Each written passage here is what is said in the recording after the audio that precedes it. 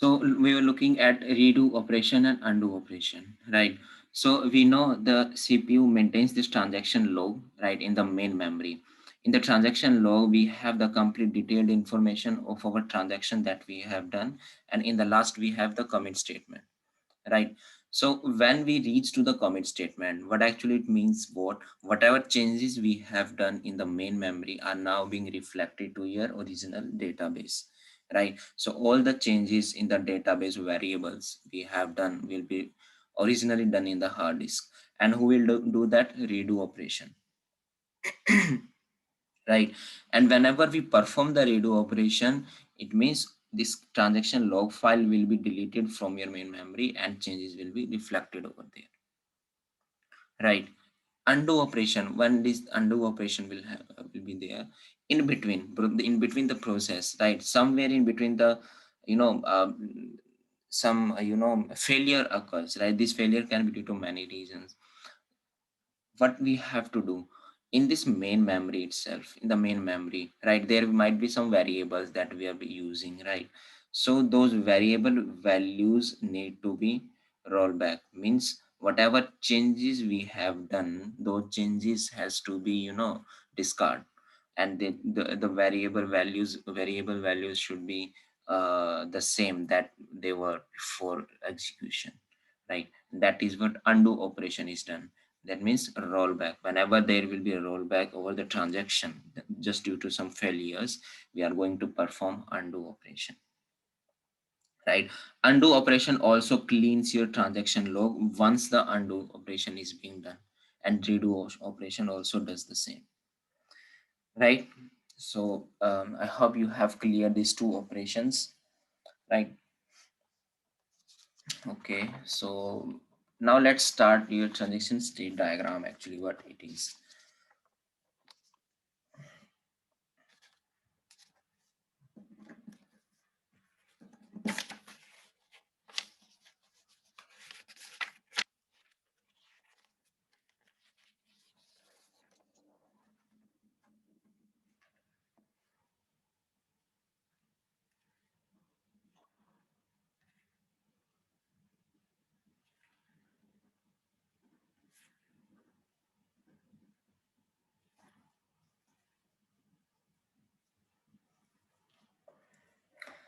Okay, so in the beginning, right? So in the beginning, we have active state, right? So when when any transaction goes to the active state, right, in the very beginning, right? So when a transaction, we have seen in the previous class, whenever transaction loads some data that is being used in the transaction, right? When it loads the data from hard disk to your main memory, transaction changes its state from passive to active state, right? Loading the data means in the transaction we have seen whenever we start, for example, read a, right? Always remember we start from reading of any variable first. What's the value over there, right? And then we write and so on. So we have seen what happens in read of a in the previous class, right? So whenever read of a is done, the block of your main memory of your secondary storage will be taken over to your main memory, and that's what the transaction is initiated with, right? So in that case, when beginning of the transaction, we have the transactions into active state. After this, okay, let me draw first, then I will make understand.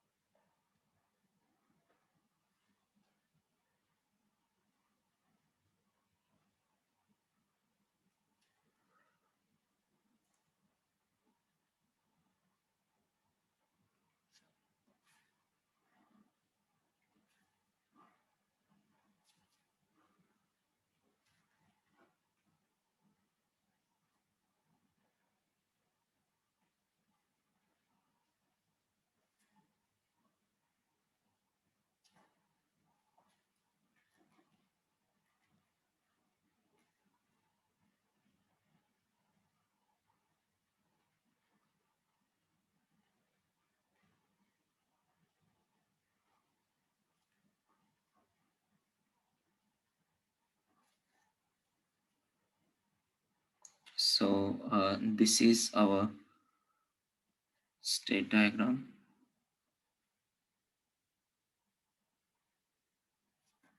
Okay. So in the beginning, we have the active state, right?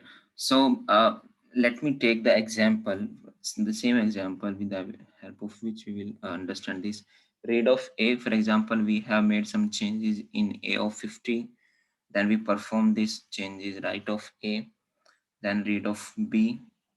Let's add the value B and then right of A and then comment.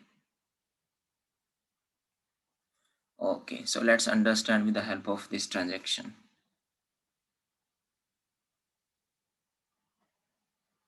T1. Right. So when the transaction T1 we will be on the read of it first statement. Our the state of the transaction will change to active state. Means that now transaction will go in the active state. Right. Now after this active state, we have to to output. One is if transaction execute read and write operations. Now understand, if the transaction is executing any read and write operation, we are going to partially committed state. It's not completely committed state, it's partially committed, right? And if there is some transaction, a failure in the transaction, for example, in the initially transaction, the first transaction, probably there are a lot of transaction there will be, right? In the very beginning, the transaction comes to the failure state, right? These failures might be due to many reasons. Probably this might be hardware failure, this might be software failure, right? So even there can be crash in your hardware or any kind of failure it can be, right? So the transaction will go, the state will go from active state to rollback state, that is abort state, right? Why? Because whatever we have done, right? So definitely we need to change our changes that we have done in the database, your transaction log, right? So understand now in this one, in this example, right? So when failure will occur, right, we are going to the rollback abort state. That's fine, we have understood. But in this one, when the transaction is executing read and write operation, we are going to partially committed state. What does that mean? In this one, for example, if we have n number of instruction in a transaction, if we have n number of instructions, then when we have executed n minus one instruction, right? For example, n minus instruction will be your this one, right? The last commit statement we haven't executed. So when we have not executed commit statement, but we have done everything that we want to do in the transaction, it means what? We have updated, we have kept your final transaction log file, right? Means these are what we actually want to reflect in the original database, right? But this is kept in the main memory and your database is in secondary storage, right? So after completion of this part, right, transaction basically goes to the partially commit state. Why? Because commit is the final one that will be the final change in the database. So after partially committed state, if we commit is done, right, if we have performed the commit also, and last instructions also we have executed, then we are going to go to the commit state. This is the final commit state, right? So here in this one, the changes are where? Changes are in RAM, not in your database, RAM or say cache memory, right? And here the change is the in where? Hard disk, where the database is actually kept, right? Now see, at this point even we can have some failure over here. At this point, when we have failure after this point, before commit statement we have encountered some failure, we are going to again roll back. Means if after the list this log is updated, right, and when we want to perform these changes in your database, that is your hard disk, and during this this point of time when we were just about to update our database and some failure occur, right, means when we are taking our data from main memory to your hard disk, some failure occur at that point of time, then again we need to roll back. We have no other alternative, right? So whenever there will be a rollback, we will retrace our transaction and we will perform what? Undo operation, right? So whenever there is some rollback, right, this and means when this rollback will come due to failure in the transactions, any either of the side. If there is a failure, we will perform undo operation. Undo operation means in this path, started from your active state till rollback and then terminate, right? Transaction executed, what executing? No operation over database, means no operation is being done over here, right? And if we take our transition from this partial committed to committed, transaction updated all operations, executed all operations over here, right? So this is what the state diagram says, how we perform a transaction, whether the transaction should be completely terminated, will go to the terminal state after the completely commitment or after some rollback over there, right? So whenever there is a rollback and abort operation, we will do what? We will kill the transaction and we will restart it, and we will we will initiate a new fresh transaction in that case, and then we again go to begin. Understand now? From this commit state, right, we cannot have a transition like in this way, right? The reason behind we have seen the example, right? If you have got your ticket in your hand and you have made some some mistake in your name in the previous class, we understood, right? So you cannot go back to the this state, and you cannot stop the transaction and update your changes. Probably there is compensate transaction that you need to do, right, to change your name. Means the same transaction cannot be rolled back in that case once commit is done. Commit means that transaction log file is there, means there is no trace of your the database that you, means the changes in the database that you have done, right? So see, this is your first database. For example, initially database you have one. Now you perform some changes just due to some transactions you have done. We have seen transaction means changing your database, right? And you got a database with some value changed, that is db2, right? So understand, whenever we are on db2, right, whenever we are on db2, there is no existence of db1, right? There is no existence of db1, because now once you have performed the transactions over some database, actually at present your database 2, right? Let's in database 1 you have 1 lakh instructions, or 1 lakh data is being stored in form of tuples. Out of 1 lakh you have changed only one variable, right? And that change variable is now with this one in this database, right? This one, right? So your first database in which only one value was changed, there is no existence of that. You have this database now practically in your hands, right? So this is the state change diagram. So I hope you have understood, right? Now let's go understand one more point, which is called as consistency checkpoint, right? What actually that is? I will increase my speed. Consistency checkpoint.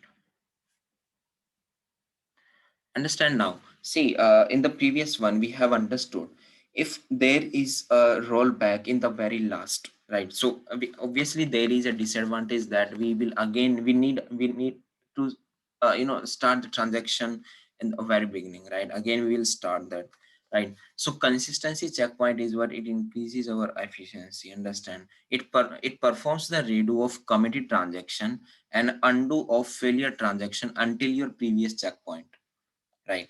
So understand, for example, if I say at 9 a.m. In the very beginning, I started a transaction, right? And in the 9 a.m. I have created a checkpoint that at this point of time I have started transaction this way, right? After that, let's say at 9, for example, at 9:05 a.m., right? I have again created a checkpoint, right? Same way at 9:10 I am creating a checkpoint, right? Now let's say after 9:10 at around, let's say 9:15 a.m. Some system crash occur. There is a system crash at 9:15 a.m. Right now we have performed checkpoints over here, right? See, what I said, perform redo of committed transaction, right? We will perform what? Redo of what? Committed transactions, and we perform undo of what? Failure transaction. Yes or no? Right. Now checkpoint means, understand one more thing, let me just tell you, that this will understand in consistency, that then when we will be that one consistency. For example, let me make you understand in an easy way. Means in the database, right? So understand, consistency means, actually, let's say your database one, initially you perform some transaction and now you are on database two. Consistency means in the very beginning, of your transaction, when transaction was actually not performed, that data was consistent, that data remains consistent, right? Now when we perform the transaction, also the data should be consistent. How this will be done? When this transaction will follow ACID properties, only then, right? So now understand, initially it was consistent, after also it was consistent. For example, how we can ensure that? For example, you want to in A you have 100 and in B you have 200, right? Your transaction will, what transaction will do, it will take out 50 from your A and it will add 50 to your B. Yes or no? Right, this is what the transaction will do.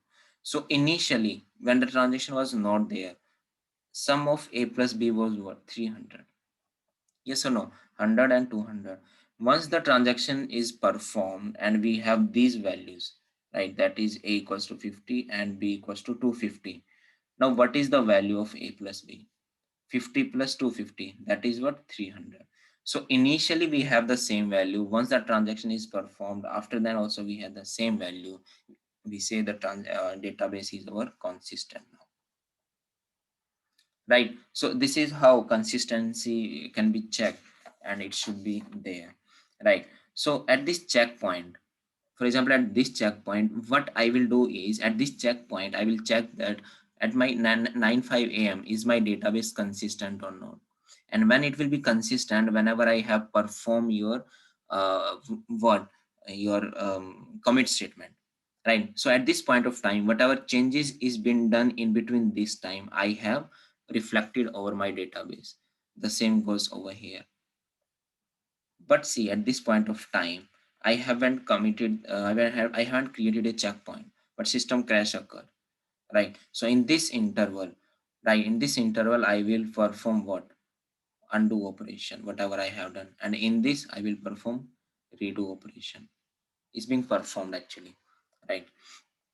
So performs redo or undo of committed or rollback transaction until your previous checkpoint, right? So at this system crash, all see uh, all committed transactions until what? Previous checkpoint performs redo, until previous checkpoints perform what? Redo, right? So all in this system crash, all committed transaction until your previous checkpoints performs a redo, and all uncommitted transactions, right? All uncommitted transactions change state to rollback and perform redo. है ना? This is what we have understood. Uncommitted transactions means we haven't changed the database. So far we have transaction log maintained.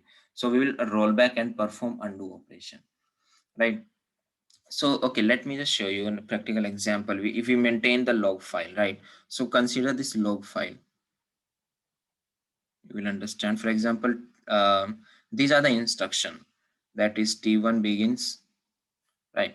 Instruction number 2 is on again T1, write A from 0 to 10, right? Then T2 begins, write on B and change value 50 to 100. Now let's say T2 commit and T3 begins, right? Now let's say there is a checkpoint here, right? For example, there is a checkpoint and T3 changes the value, right, from 100 to 10 now, right? And let's say ninth one, we say T3 also commit. In the 10th, we started our T4 transaction, right? And T4 is again changing the value of 0 to a C from 0 to 5, and there is a system crash now, for example. So what will happen because of system crash at transaction at the this one, the instruction number 12, where we have the system crash? What will happen? See, how many transactions we have? T1, T2, T3, T4. T1, T2, T3, and T4 transactions we have. Right. Now what we'll do, see the checkpoint. This is the checkpoint over here. Now before checkpoint, how many commits are being done? See, T1 begins, T1 performs some action, T2 begins, T2 performs some action, and T2 committed. T1 is not committed, T2 is committed. Right. Now see, T3 begins, right? And after then T3 begins, we have the checkpoint. Now T3 is again executing, but T3 at this point is committed, right? So how many we have committed in the last one before system transaction? Last your commit was for T3, right? So we will perform what? So for T3 we will perform what? Redo operation. Right. See T1 and T4. See T4 just begin. For T1 and T4, these are what? Incomplete transaction. Why? We haven't performed a commit statement. Right. So for T1 and T4, we will do what? Undo operation. T2 is committed and T3 is committed. For this we perform redo operation. Yes or no? Right. So before checkpoint, whatever changes are being done by T2 and T3, these will be reflected in your database, but the changes done by T1 and T4 will be rolled back, and changes will not be reflected in the database. Right. How this is done? Just because of creating the checkpoints. And in practical database transactions, always we create a checkpoint. Right. So if you don't have the checkpoint, probably T2 and T3 also need to be rolled back. Right. So this is the advantage of we have that of creating a checkpoints over here. Right. So okay, fine. Hope you have understood. Just let me know.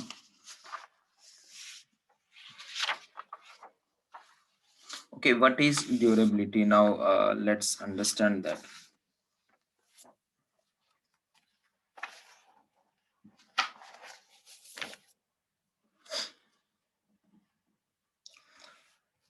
Actually, durability means,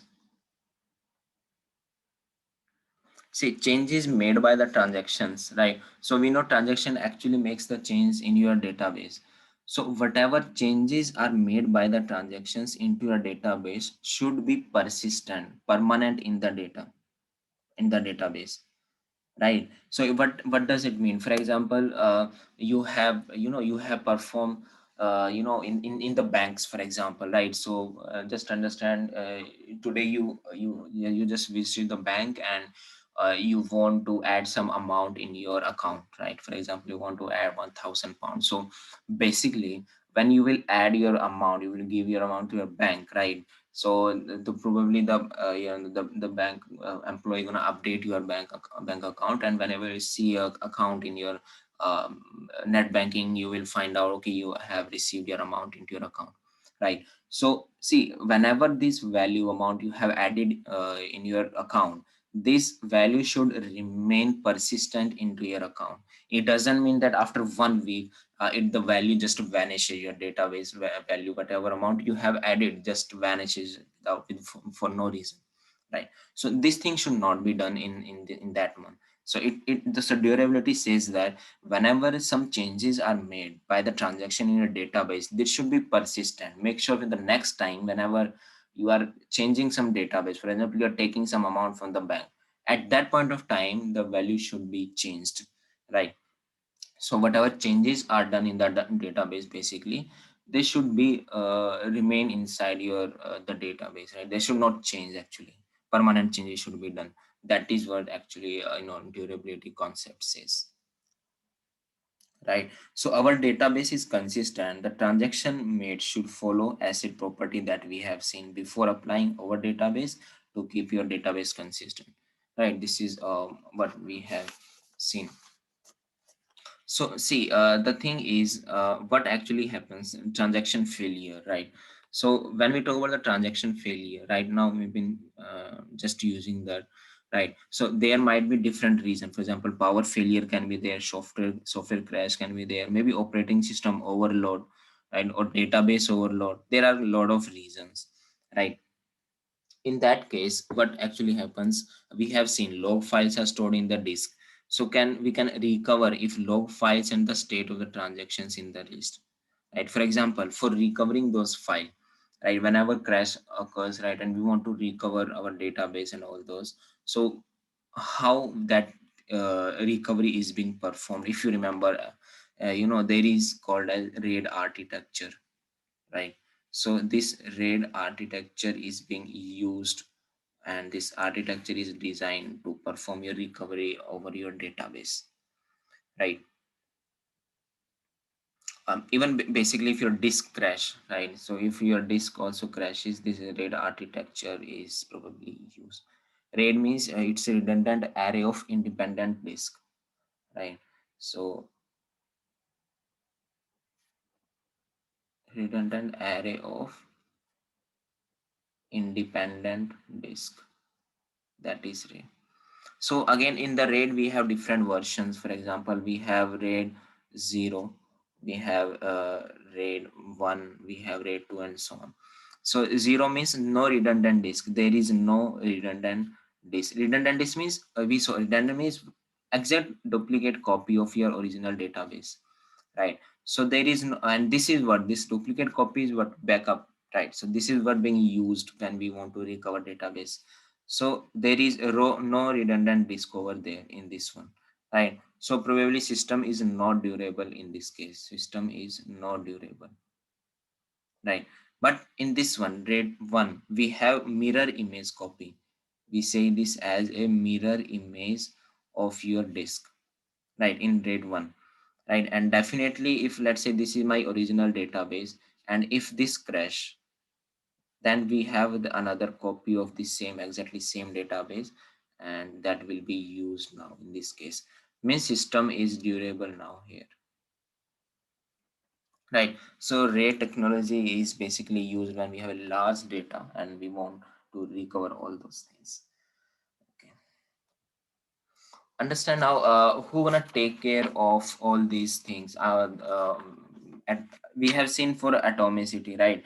And your durability also, understand, because in durability what we are doing dealing with your taking your data back means recovery of our data if the data back get lost, right? So understand, for atomicity and durability, it's a recovery management component, RMC, who is going to take care of, right? So recovery management component is actually, the component that deals with atomicity and durability. Let's understand our isolation. What is isolation, right? R, we have no, A we have seen, D we have seen. Consistency will see after this one, right?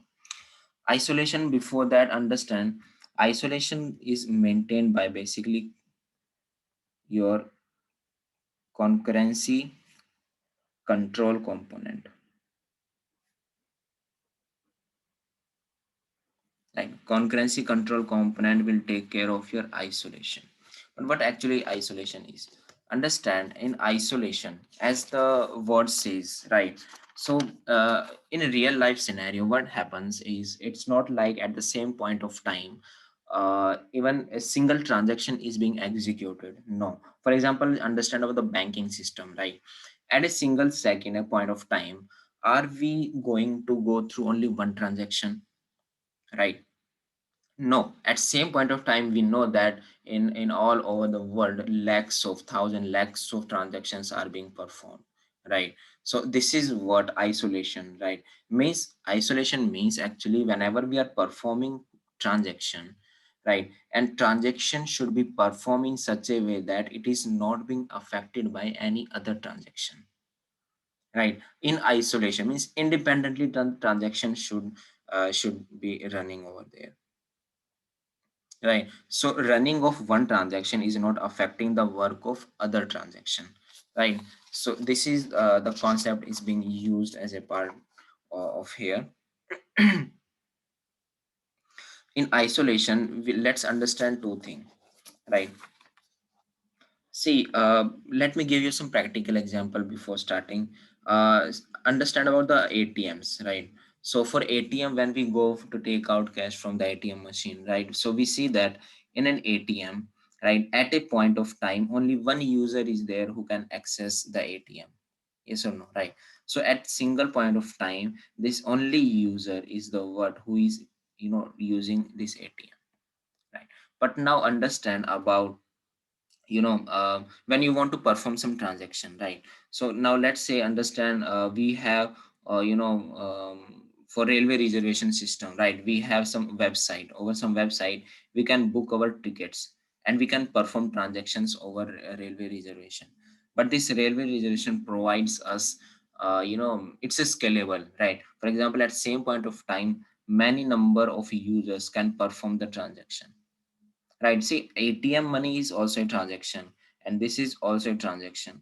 Here we are taking cash, here we are also forwarding cash to the, but to the different way, using some console over there, right? User interface, right? But here multiple transactions are being performed at a single instance of time, right? So how this is being done, that is using isolation, means there is an isolation between all the transaction that they are successfully being executed, right?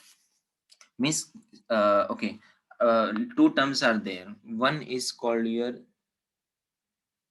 serial and other is called your concurrent, right? So let's understand these two terms before, right?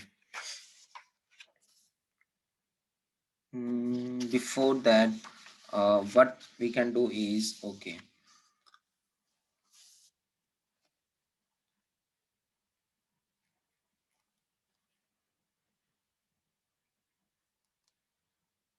parallel schedule. I have used the term schedule over here. Right. Just don't confuse. Schedule, it is just a chronological execution sequence of multiple transaction. That we say the schedule. Means when we have multiple transaction, T1, T2, 3, all those. Right. We all say this as a one schedule. Right. So combination of multiple transaction. So serial schedule and parallel schedule. But what are these? Serial schedule, as we say, took example of ATM, means what? Whenever T1 transaction will be finished, right? At this point, T1 transaction is finished. Only then we can start T2 transaction, right? And when T2 finished, T2 took some amount of time, right? To this one. When T2 finished, we start T3 and so on T4 in this way. This is called your serial execution. Means one after other. When one will finish, only then second will start. What is the benefit of this? Benefit of this is our system will always be consistent. Our system will always be there will be nothing wrong with the system, right? But what is the problem over here, right? The problem here comes over is your waiting time. You can just think of your waiting time. In operating system also you have done this. Waiting time means for T4, let's say T1 initially started, right? In the ATM, you can think of fourth person is standing over here. Definitely, the fourth person need to wait for a long amount of time, right? So, problem is in serial. scheduling, we have a lot of waiting time. And understand, in real life there are a thousands of instructions, I mean the transactions are being executed, right? So waiting time is a big problem in this case, right? And due to this reason, we have high waiting time, the system is not efficient, and we don't use even this serial schedule, right? So we have not efficient system in this case, serial execution, right? Our throughput basically is very low, right? Just understand this term throughput. So throughput is actually a number of transactions are being executed, number of transactions we are executed per time, right? How many transactions are you executing at a single point of time give you throughput, and throughput is very low in this case, right? So this is your serial schedule, right? Understand what is parallel schedule.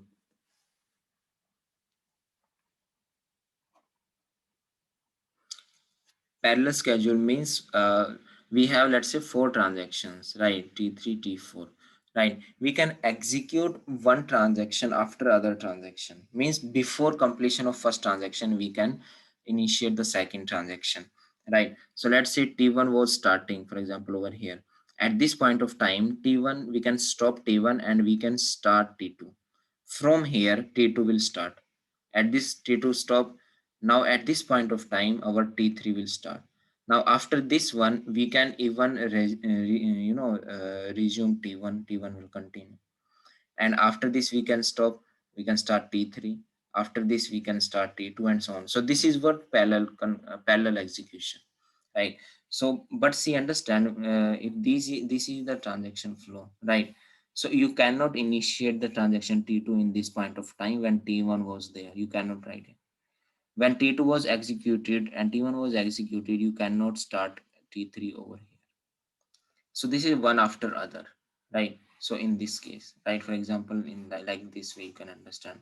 So always we have only one transaction at a point of time, right? So this is called your parallel execution. Advantage is it's a high performance, high throughput. Performance is very high in this case, right? But one big disadvantage of this parallel schedule is we have consistency problem, right? So our system might be inconsistent sometime, right? We need to take care of that part over here, right? So these are the different the way of execution is here. Now isolation means what? Whenever in practical understand, we have parallel execution or say concurrent execution, right? So what happens when T1, T2, T3, T4 are being executing, right? So understand, when T3 was executing, this was not dependent on T2 or T1. When T3 was executing, it was just like that, T3 is running in that way. For T3, there is no other transaction working. T3 is independently and it is being executed. But T3 doesn't know that T1 and T2 are also in process along with T3, right? So isolation means every transaction should be performed in such a way that it is not being affected by the result of any other transaction, right? So how it is not being affected, right? How it is not being affected, these this we will see in after this one, right? We have something called as dirty read problem, unrepeatable read problems, read write conflicts, and all those, right? Due to which our these problem that I have just name them, these are have these these problems occur due to when we have parallel execution of instructions, right? These things happen, that these things actually we need to take care of, right? So isolation we have understood, right? So means transaction should be independently executed without affecting any other transaction, right? Consistency is what actually consistencies means, if our transaction, see, understand consistency, there is no separate component that take care of consistency. Understand why? If our system, our transaction, right, if our transaction is following atomicity, durability, and isolation, then by default our consistency is being maintained, right? So there is no specific component is being used, but understand sometimes we used to say that consistency is actually in the hands of your database developer, or say the user who is creating your database. This consistency is in the in that specific person's hand, but it's not by your end user. End user cannot maintain consistency. End user can make use of database, right? So consistency is basically, you can say that, yeah, it's a developer's work, that it should create data transactions consistent, right? So if these things are performed successfully, the database will be or consistent, the transaction will be consistent even there is nothing wrong, right? So these are what actually we have done, right? So let me know if you have any issue. Right now what we will do is, see, we have seen and right now after this one our topic will start keeping in two things in mind: serial and parallel. Parallel or say concurrent and parallel the same, right?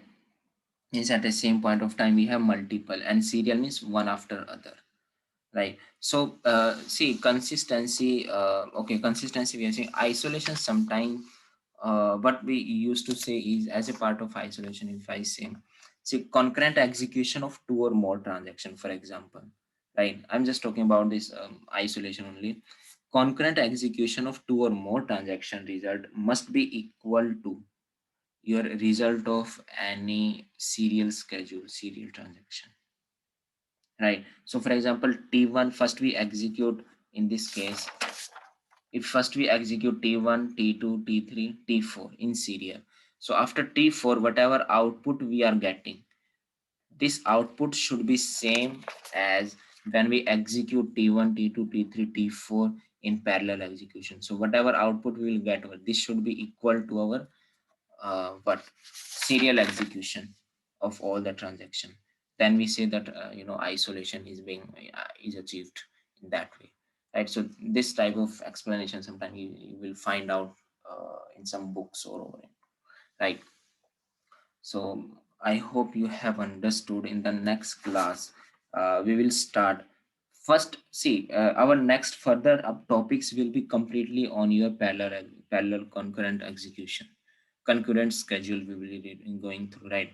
So what conflicts are there when we have concurrent, I told you, right? So there might be your issue with your concurrency of consistency of database, right? So what are those issues, right? So what are conflict, we used to say that a conflict, right? So what are the conflict in your serializability and non-serializability and all those things we will be looking. But before that, we will go through a few problems, right? So when we have parallel execution, what type of problems we encounter?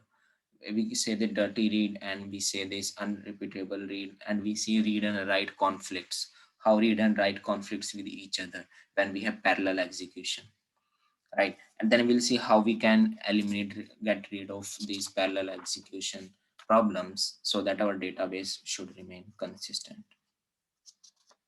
right? So we will see this one in the next class probably, and yeah, right? So just let me know if you have any doubt so far. So with this we have finished our acid properties, right? So in the next class we will start after acid properties that we have, right? So serializability and all those. So let me stop recording.